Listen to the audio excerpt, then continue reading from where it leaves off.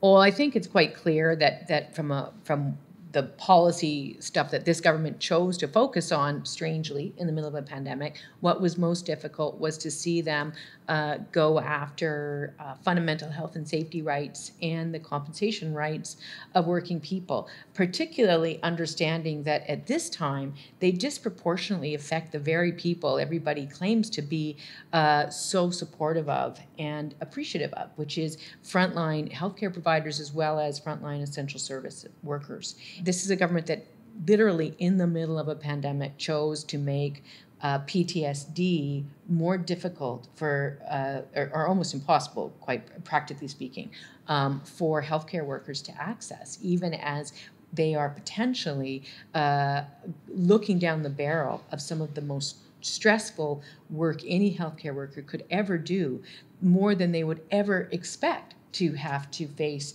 in their whole career. They've been very clear that they put their plans with respect to doctors and their plans with respect to healthcare workers, other frontline healthcare workers, on hold. And so if they are going to move forward with the kind of so-called fiscal reckoning that they keep threatening Albertans with, they will have to resume their fight with doctors. And doctors will probably resume their defense. And I think the same can be said for other frontline healthcare workers, like nurses, like respiratory therapists, like licensed practical nurses, healthcare aides. Those people are so fundamentally important to our healthcare system as a whole and to our health as Albertans. And they are going to be on the firing line when Jason Kenney gets back to his budget. So I think that's really what we're going to see moving forward is with their February budget, you'll see who the next group of people they plan to attack are. People want their leaders to do common things. They want them to be honest.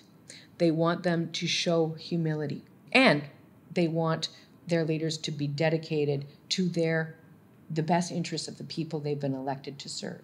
And when we are in a crisis, I think that the divisions between those people tend to disappear. And so the point then is to serve the greatest number of people. And unfortunately, I would argue that the UCP generally and Jason Kenney specifically, they lead through division, and they don't quite know how to turn off or to call back the attack dogs.